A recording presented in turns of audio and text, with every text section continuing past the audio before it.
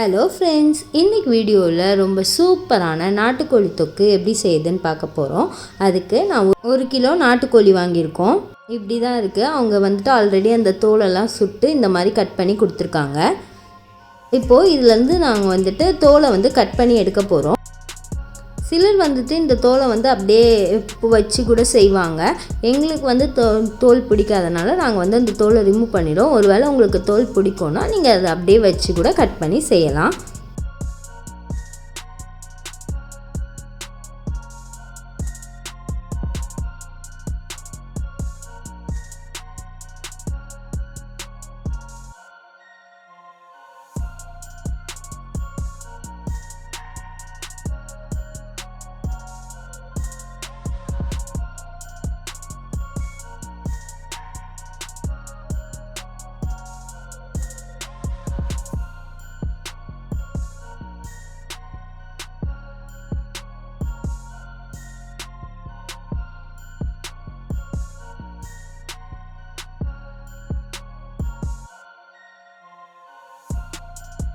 கொஞ்சம் பெரிய பீஸாக இருந்துச்சுன்னா கட் பண்ணியும் போட்டுக்கலாம். அதுக்கப்புறம் நம்ம தோலெல்லாம் ரிமூவ் பண்ணதும் அதை நல்லா வாஷ் பண்ணி எடுக்கணும். நல்லா 3 தடவை நல்லா வாஷ் பண்ணி எடுத்துக்கலாம்.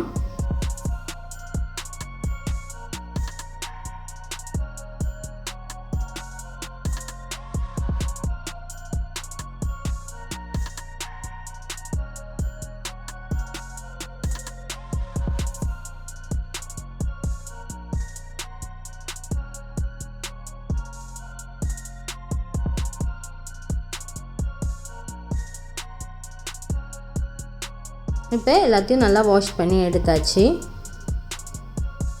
எங்கள் வீட்டுக்கு அப்பப்போ இந்த 2 குட்டி பூனையும் வரும், பால் வாங்கி குடிச்சிட்டு போகும். இன்றைக்கி வரும்போது நம்ம தோல்லாம் எடுத்து வச்சுருந்தோம்ல, சரி எதுக்கு வேஸ்ட் பண்ணுவானேன்னு சொல்லி இந்த பூனைக்குட்டிக்கு போட்டோம்.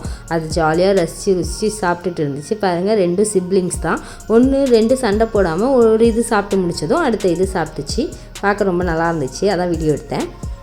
அதுக்கப்புறம் ஸ்டவ் ஆன் பண்ணி மசாலா வறுக்கிறதுக்கு கடாயை அடுப்பில் வச்சுக்கலாம். தேவையான மசாலா பொருள்லாம் எடுத்து வச்சுருக்கேன். சோம்பு, மல்லி, பூண்டு, வத்தல், தேங்காய், கசகசா, மிளகு, முந்திரி, இதெல்லாம் மசாலா வறுக்கிறதுக்கு தேவை. ஸோ இதெல்லாம் எடுத்து வச்சுருக்கேன். சட்டி நல்லா காஞ்சதும் 2 டேபிள் ஸ்பூன் மல்லி ஆட் பண்ணிக்கலாம்.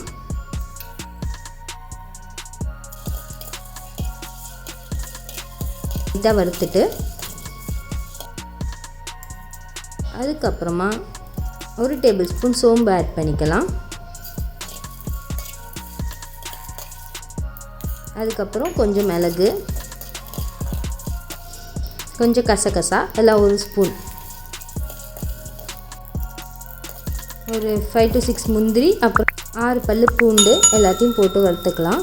அதுக்கப்புறம் ஒரு 11லேருந்து 13 காஞ்ச மிளகாய் உங்கள் காரத்துக்கு ஏற்ற மாதிரி போட்டுக்கோங்க. அதையும் வறுத்துக்கலாம். அப்புறம் ஒரு சின்ன கப் தேங்காய் துருவி வச்சுருக்கேன், அதையும் ஆட் பண்ணிக்கலாம். ஆட் பண்ணி எல்லாத்தையும் வறுத்து எடுத்துக்கலாம். இப்போ ஸ்டவ் ஆஃப் பண்ணியாச்சு. இதை ஒரு மிக்சர் ஜாரில் ஆட் பண்ணிக்கலாம்.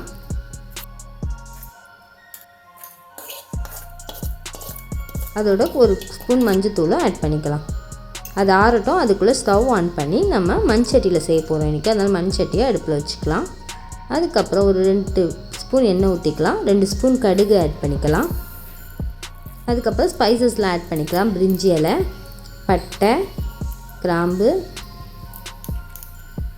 அப்புறம் இந்த ஏலக்காய், இதெல்லாம் ஆட் பண்ணிக்கலாம். எல்லாம் கொஞ்சம் பொடிஞ்சதும் ஒரு 150 கிராம் சின்ன வெங்காயத்தை தோல் உரித்து எடுத்து வச்சுருக்கேன், அதையும் ஆட் பண்ணிக்கலாம். கிரேவிக்கு சின்ன வெங்காயம் நிறையா போட்டால் தான் நல்லாயிருக்கும், அப்போ தான் டேஸ்ட் கொடுக்கும். ஏன்னா நம்ம இந்த கிரேவியில் தக்காளி ஆட் பண்ணலை. அதுக்கப்புறம் கொஞ்சம் கருவேப்பிலை ஆட் பண்ணிக்கலாம். வெங்காயம் லைட்டாக வதங்க ஆரம்பித்ததும் அதுக்கப்புறமா நம்ம கட் பண்ணி க்ளீன் பண்ணி வச்சுருந்த நாட்டுக்கோழியை ஆட் பண்ணிக்கலாம்.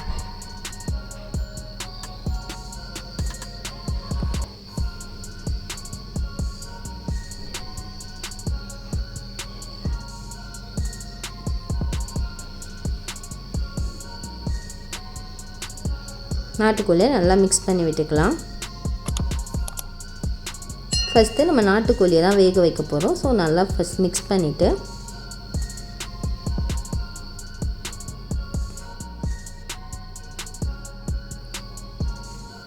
ஒரு மூடி போட்டு மூடி வச்சிடலாம். நாட்டுக்கோழி வேகட்டும்.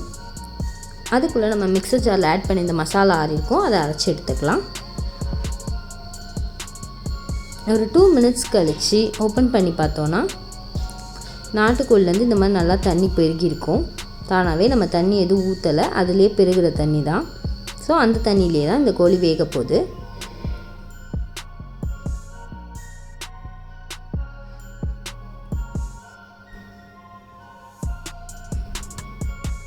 நல்லா ஒரு டைம் மிக்ஸ் பண்ணி விட்டுட்டு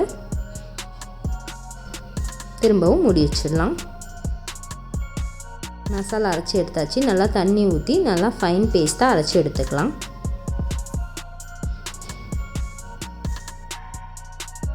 ஒரு 10 to 15 மினிட்ஸ் கழித்து ஓப்பன் பண்ணி பார்க்கலாம். நம்மளோட நாட்டுக்கோழி நல்லா வெந்திருக்கும். நம்ம இடையில கொஞ்சம் ஓப்பன் பண்ணி செக் பண்ணிக்கணும். அப்படியே மூடி வச்சுட்டு அப்படியே விட்டுறக்கூடாது. எந்த இதுவுமே மூடி வச்சுட்டு அப்படியே விடாமல் இடையில ஓப்பன் பண்ணி கொஞ்சம் மிக்ஸ் பண்ணி பார்த்துக்கணும். அதுக்கப்புறம் நம்ம அரைச்சி வச்சுருந்த மசாலா பேஸ்ட்டை ஆட் பண்ணிக்கலாம். ஆட் பண்ணி நல்லா மிக்ஸ் பண்ணி விட்டுக்கலாம்.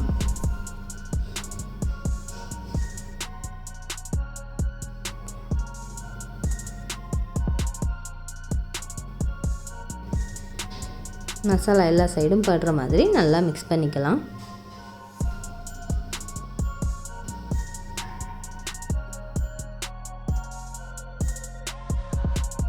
அந்த மிக்சர் ஜாரில் கொஞ்சம் தண்ணி ஊற்றி ஆட் பண்ணிக்கலாம். இதுதான் நம்ம தண்ணி ஃபஸ்ட் ஆட் பண்ணுறது. இது வரைக்கும் அந்த சிக்கனில் இருந்த தண்ணி தான் வேகுது.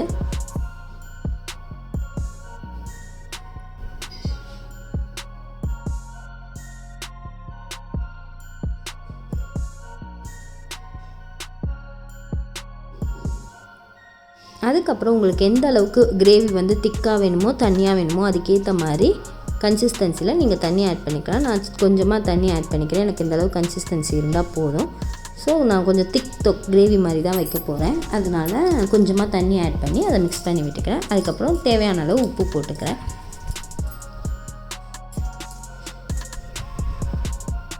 இதெல்லாம் போட்டு நல்லா மிக்ஸ் பண்ணிக்கலாம்.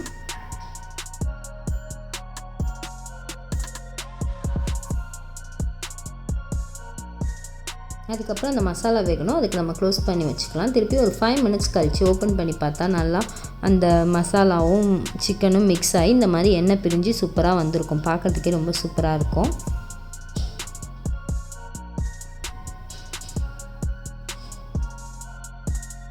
இந்த ஸ்டேஜில் கொஞ்சோண்டு தேங்காய் துருவி வச்சுருந்தேன், அதையும் ஆட் பண்ணிக்கிறேன்.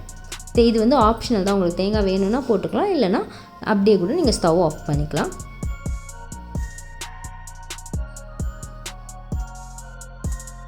நம்மளோட சூப்பரான நாட்டுக்கோழி கிரேவி சூப்பராக ரெடி ஆகிடுச்சு. அது மேலே கொஞ்சமாக கருவேப்பிலை தூவி ஸ்டவ்வை ஆஃப் பண்ணிக்கலாம்.